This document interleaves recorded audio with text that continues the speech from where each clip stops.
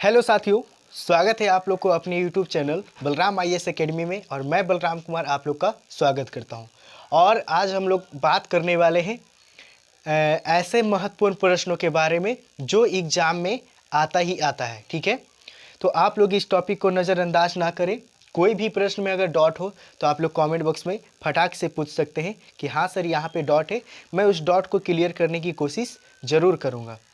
तो आइए हम लोग मिक्सअप प्रश्नों का आज देखेंगे, यानी मिलनी जुली जो प्रश्न हैं जो एग्ज़ाम में बनते हैं। चाहे किसी भी कॉम्पिटिटिव एग्ज़ाम की बात करें, सारे एग्ज़ाम में ऐसा प्रश्न बनते हैं। तो आइए देर ना करते हुए हम लोग प्रश्नों की ओर हम लोग बढ़ते हैं। कहता 5 और 30 का तृतीयानुपाती क्या होगा। तृतीयानुपाती की बात आया दोस्तों। अगर मध्यानुपाती, मान लिया कि ए और बी कोई संख्या है और मध्यानुपाती की बात किया जाए तो मध्यानुपाती बराबर होता है अंडर रूट में ए बी। ठीक है, मध्यानुपाती बराबर क्या हो जाएगा, अंडर रूट में ए बी। जैसे मान लिया कि यहाँ पे होता कितना होता दोस्तों, यहाँ पे कोई भी संख्या होता, जैसे 9 होता और यहाँ पे 4 होता। ठीक है, 9 और 4 का मध्यानुपाती पूछता, तो इसको ए मानेंगे और इसको बी मानेंगे। तो ए बी यानी कि अंदर रूट में हो जाता 9 × 4 और 9 चौके के 36 और आपका 36 का 6 आंसर हो जाता। लेकिन ये कब होता, मध्यानुपाती पूछता। तो यहाँ पे तृतीयानुपाती पूछा गया है। तो तृतीयानुपाती के लिए आपको क्या करना है कि ए स्क्वायर नहीं, बी स्क्वायर अब बटा ए कर देंगे। क्या कर देंगे दोस्तों, बी स्क्वायर अब बटा में ए कर देंगे। तो आपको मध्यानुपाती पूछा गया तो इसको पहले को ए मानते हैं, दूसरा को बी मानते हैं। बी स्क्वायर है तो बी का स्क्वायर कहने का मतलब ये हुआ कि 30 का आपको स्क्वायर करना है। तो 30 का स्क्वायर जब करते हैं, 30 का स्क्वायर अब बटा ए का 5, 30 का स्क्वायर करिएगा 30 × 30 अब बटा में क्या हो जाएगा, 5 हो जाएगा। ये कितना हो जाता है, 5 × 6 = 30 और जब 30 को 6 से गुणा करेंगे 180 आ जाता है। यानी 5 और 30 का जो तृतीयानुपाती है वो क्या हो जाएगा दोस्तों, 180 हो जाएगा। हो जाएगा कि नहीं, बिल्कुल हो जाएगा। अच्छा, ये तो हो गया दोस्तों, ये चीज़ें आप लोग समझ गए होंगे। ठीक है, आइए अगले प्रश्नों की ओर हम लोग बढ़ते हैं।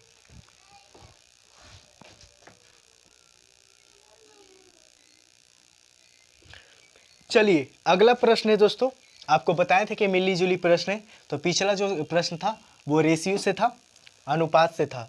अब ये प्रश्न है साधारण ब्याज से लिया गया। कहता किसी राशि पर 4 वर्षों का साधारण ब्याज, किसी राशि पर 4 वर्षों का साधारण ब्याज उस राशि का 1/5 है तो वार्षिक ब्याज की दर क्या होगा। तो आपको पता है दोस्तों ऐसा प्रश्न कैसे बनता है, अगर आपको आता है तो कमेंट बॉक्स में ज़रूर बताइए। क्या बोला, किसी राशि, तो कोई भी जो राशि होता है वो अपने आप में क्या होता है, हम लोगों को मान लेना कि कोई भी राशि अपने आप में 100 होगा। अब कहता किसी राशि पर 4 वर्षों का साधारण ब्याज, उस राशि का, यानी इस राशि का मतलब होता गुना 1/5 है। ठीक है, 1/5 है तो वार्षिक ब्याज की दर ज्ञात करें। यहाँ से आप देखिए ये 20, 25, 100, यानी कि हमारा जो दर आ गया वो कितना आ गया, 20%। आप बोलेंगे कि 20% कैसे होगा, बिल्कुल गलत है। तो यहाँ देखिए एक बाउंडेशन है, कहता किसी राशि पर 4 वर्षों का साधारण ब्याज। तो यहाँ पे क्या आया दोस्तों, 4 वर्ष का साधारण ब्याज 20%, तो 1 वर्ष का कितना हो जाता है, 20/4 यानी कि 5%। यानी आपका जो दर आएगा वो कितना आ जाएगा दोस्तों, 5% आएगा। तो जब भी ऐसा प्रश्न आए आपको इसी तरीके से बनाना है। ठीक है, क्या बनाना कि किसी राशि को हम लोग मान लेंगे कि 100 है और कहता है उस राशि का 1/5, का मतलब गुणा 1/5। तो इससे निकल जाएगा हमारा जो जितना वर्ष यहाँ दिया गया रहेगा उसका उसका दर निकल जाएगा। हमको 1 वर्ष का निकालना, यहाँ बोल रहा ब्याज की दर, यानी 1 वर्ष में ब्याज कितना लगता होगा। तो 4 वर्ष के ब्याज आया 20%, तो 1 वर्ष का ब्याज 5% आएगा कि नहीं आएगा। तो यही आपका क्या हो जाएगा, आंसर हो जाएगा। आइए बढ़ते हैं हम लोग अगले प्रश्नों की ओर।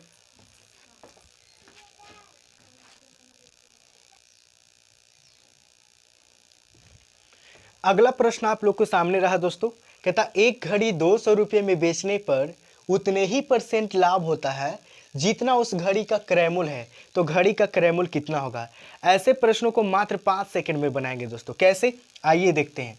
सबसे पहले तो बोल रहा है घड़ी 200 रुपये में बेचने पर, यानी कि आपको जो विक्रय मूल्य दिया गया है वो कितना है, 200 है।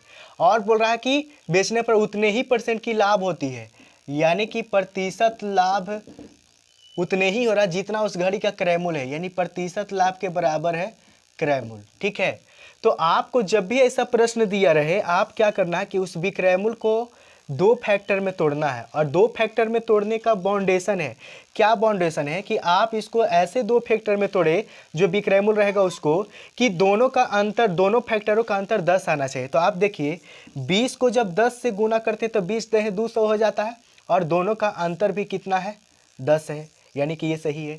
तो आपको इसमें से छोटी संख्या लेना है, तो छोटी संख्या 10 है, और इस पे एक जीरो आप बढ़ा के लिख दीजिए, और यही हो गया आपका आंसर, यानी कि क्रय मूल्य 100 रुपया होगा।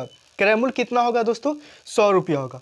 तो उम्मीद है कि आप लोग को समझ में आ गया होगा। तो अब ऐसा प्रश्न जब भी एग्जाम में आए, आपको क्या करना, विक्रय मूल्य को दो फैक्टर तोड़ लेना है, और दो फैक्टर ऐसा तोड़ना है कि दोनों के बीच का अंतर आना चाहिए 10 आना चाहिए, और उसमें से जो छोटी फैक्टर रहेगा उस छोटी फैक्टर पे एक जीरो बढ़ा देंगे, वही हो जाएगा आपका आंसर।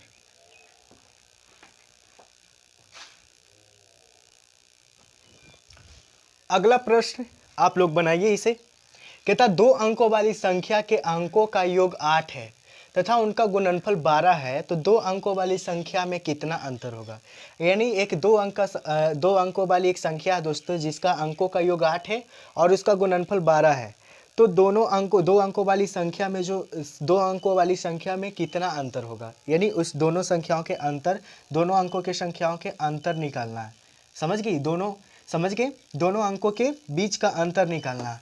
कैसे बनेगा दोस्तों, आते हैं क्वेश्चन के अकॉर्डिंग। कहता दो अंकों वाली संख्या, तो मान लिया कि एक संख्या होगा x और दूसरा हो जाएगा y। कहता कि दो अंकों वाली संख्या के अंकों का योग, यानी दोनों का योग कितना है, 8 है, तथा उनका गुणनफल, गुणनफल का मतलब होता है गुना x गुने y बराबर 12। तो कहता है दो अंकों वाली संख्या में कितना अंतर होगा। आपको जब भी ऐसा प्रश्न रहे, आपको क्या करना कि इसका जो गुणनफल है, इसका ऐसा दो फैक्टर तोड़ना है कि जिसको गुना करे तो 12 आ जाए और जोड़े तो 8 आ जाए। तो आप यहाँ से देखिए 6 दूनी के क्या हो जाता है, 12। अब इसको आप जोड़ेंगे तो 8 आ जाता है, गुना करेंगे तो 12 आ जाएगा, यानी कि ये आपका ए हो गया और ये हो गया आपका बी। अब बोल रहा है कि दोनों का अंतर कितना होगा, तो एक 6 है और एक 2 है, तो दोनों का अंतर कहने का मतलब होता है घटाना।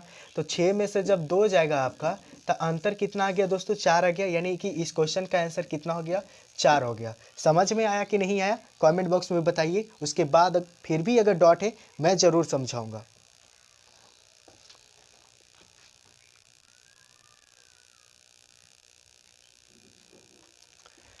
चलिए अगला प्रश्न है आपको सामने।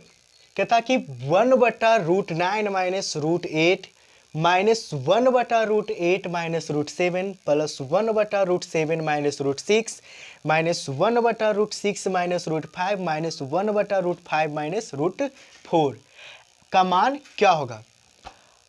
आपको अगर इसका आंसर आता है तो कमेंट बॉक्स में ज़रूर बताएं। ऐसा प्रश्न है दोस्तों, बच्चों को बहुत सताता है और स्टूडेंट को बहुत सताता है, लेकिन मैं आप लोगों को ये एकदम गारंटी देता हूं कि बिना पेन और कॉपी छुए आप इसे सॉल्व करेंगे। कैसे, आइए देखते हैं। अगर ऐसा प्रश्न जब भी रहे तो आपको सबसे पहले जो बटा में जो रूट दिया गया, पहली बार जो रूट दिया गया उसको आपको ले लेना है, ले लिया। अब उसके बाद लास्ट वाला रूट को ले लेना है, ठीक है, लास्ट वाला संख्या को ले लेना है। तो लास्ट वाला संख्या है 4। अब आपको यहाँ पे देखना है कि यहाँ पे जो सिंबल है वो माइनस में है या प्लस में। अगर यहाँ माइनस में है तो माइनस का उल्टा यहाँ प्लस ले लेंगे, अगर यहाँ प्लस में रहेगा तो यहाँ माइनस ले लेंगे।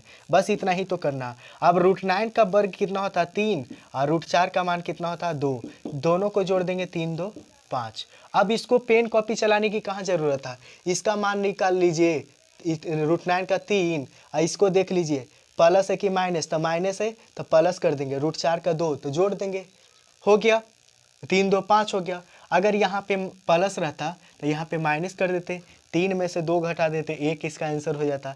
लेकिन यहाँ पे आपको माइनस दिया गया तो इसका आंसर यही होगा। पहला रूट और अंतिम रूट ले लेना है और दोनों के बीच के सिंबल को देख लेना है, यानी इसका बीच का सिंबल देख लेना है, क्या माइनस में है, माइनस में तो यहाँ दोनों को प्लस कर देंगे, अगर प्लस में रहेगा तो माइनस कर देंगे। आई बात समझ में आ गया होगा।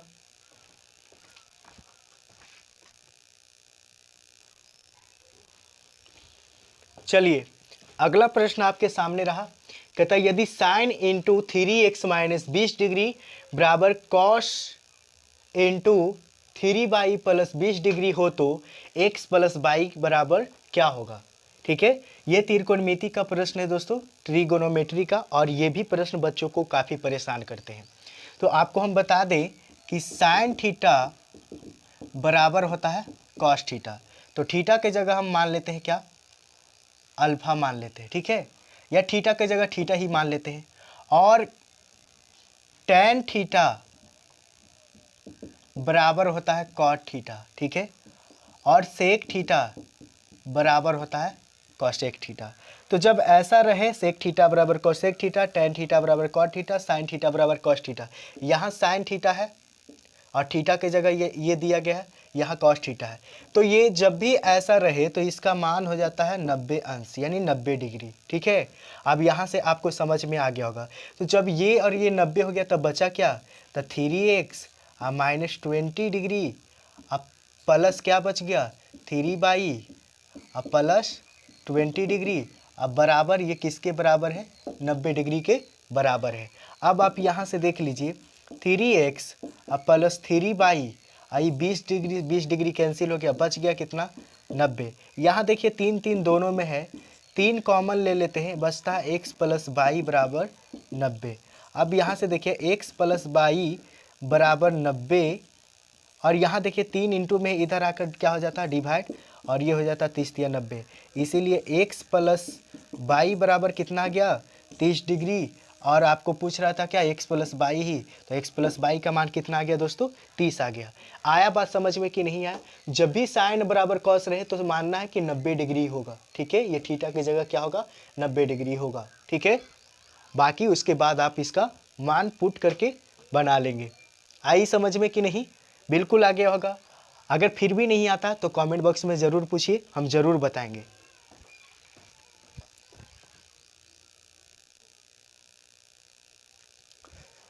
अगला प्रश्न दोस्तों आपका रेलगाड़ी से है, और प्रश्न कहता है कि 110 मीटर लंबी एक रेलगाड़ी 58 किलोमीटर प्रति घंटा की रफ्तार से जा रही है। इसी दिशा में 4 किलोमीटर प्रति घंटा की गति से जा रहे एक व्यक्ति को रेलगाड़ी कितने समय में पार करेगी। देखिए ऐसा प्रश्न कैसे बनेगा, अगर आपको आंसर आता है तो कमेंट बॉक्स में बताइए। मान लिया कि ये एक रेलगाड़ी है और ये 58 किलोमीटर प्रति घंटा की चाल से जा रही है, और इसी दिशा में एक और व्यक्ति है जो 4 किलोमीटर प्रति घंटा की चाल से जा रहा है। ठीक है, जा रहा है। तो जब एक ही दिशा में जाता है तो इस दोनों का जो चाल होता है वो चाल क्या होता है माइनस हो जाता है। तो जब 58 में से 4 को माइनस करते हैं तो कितना हो जाता है 54 किलोमीटर प्रति घंटा, ये इसका चाल हो गया। अब ये यहाँ पे आपको 110 मीटर दिया गया, ये किलोमीटर में है, तो इसको किलोमीटर से मीटर प्रति सेकंड में चेंज करने के लिए क्या करते हैं 5/18 से गुना कर देंगे। ये कितना हो जाएगा 18 तिया 54, 5 तिया 15 मीटर प्रति सेकंड। ये आपका आ गया क्या आ गया दोस्तों, चाल आ गया। आपको क्या पूछ रहा है, समय पूछ रहा है। कितने समय में, तो समय बराबर होता है आपका दूरी बटा में चाल होता है। दूरी आपका दिया गया है 110 मीटर लंबी एक रेलगाड़ी, तो जो रेलगाड़ी की लंबाई होती है वही दूरी होती है। तो 110 अब बटा चाल 15, ये यहाँ से कटा लीजिए आप, यहाँ से ये आ जाएगा कितना दोस्तों, ये आ जाएगा आपका, देखिए 5 से कटेगा तो 5 दूनी के कितना हो जाएगा 10, और बच जाएगा 1 0, 5 दूनी के 10, और ये कट जाएगा 5 तिया के 15, 22/3। और ये इसको जब आप पूर्णांक में करते हैं तो 7.1/3, 7 तिया 1 ऐसे 22/3, यानी 7.1/3 घंटे में। ठीक है, 7.1/3 घंटे में ये इसको क्या करेगी, पार करेगी। रेलगाड़ी कितने समय में पार करेगी, तो 7.1/3 मिनट में। ठीक है, इतना मिनट में पार करेगा। तो आप लोग को इजी तरीके से समझ में आ गया होगा। बढ़ते हैं हम लोग अगले प्रश्नों की ओर।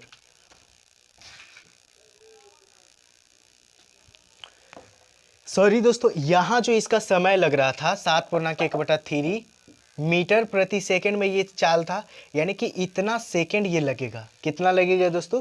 7.1/3 मिनट घंटे नहीं सेकंड, क्योंकि हमने चाल को मीटर प्रति सेकंड में चेंज किए थे, यानी कि 7.1/3 सेकंड में रेलगाड़ी है जो व्यक्ति को पार कर लेगा। ठीक है,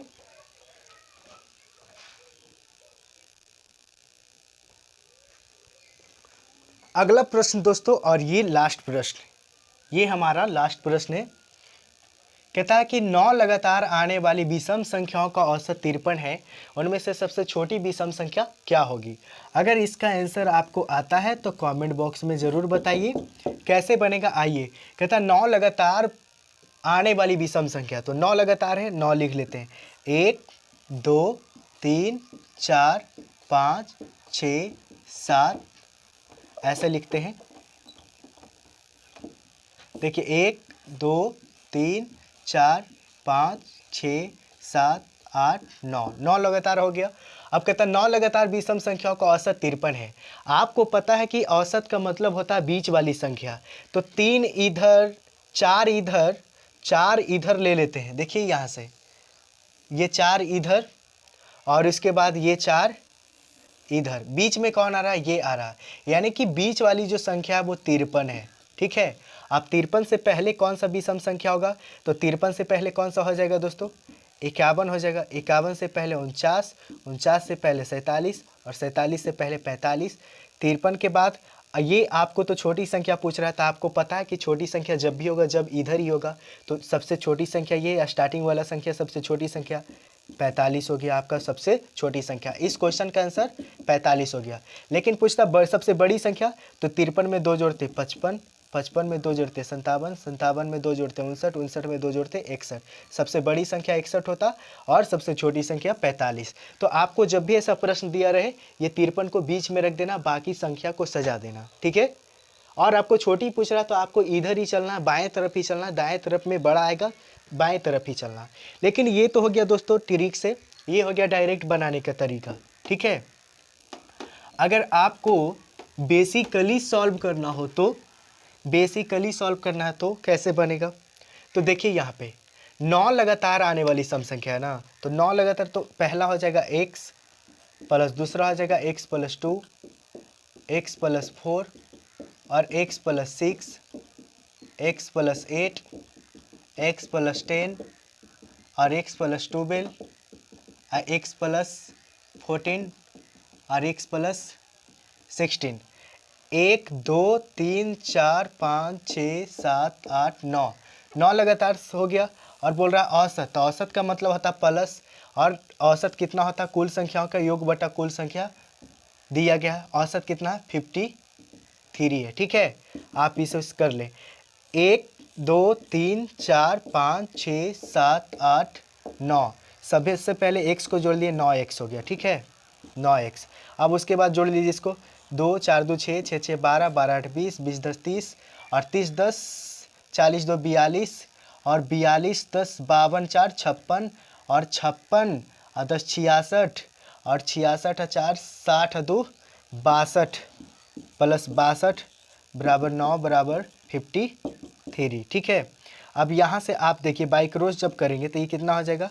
9x प्लस 62 बराबर 9 तिया के 27 और 9 पचे 45 और 2 47। ठीक है, अब यहाँ से 9x बराबर हो गया 477, बराबर के ये साइड प्लस में 62, इधर आ जाएगा माइनस में 62। 7 में से 2 जाएगा, कितना बच जाएगा? 5, और 7 में से 6 जाएगा 1, और ये बच जाएगा कितना दोस्तों? 4, 415।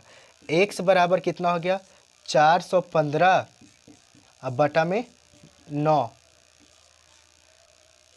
ठीक है, 415 बटा में 9। कुछ गड़बड़ हुआ है?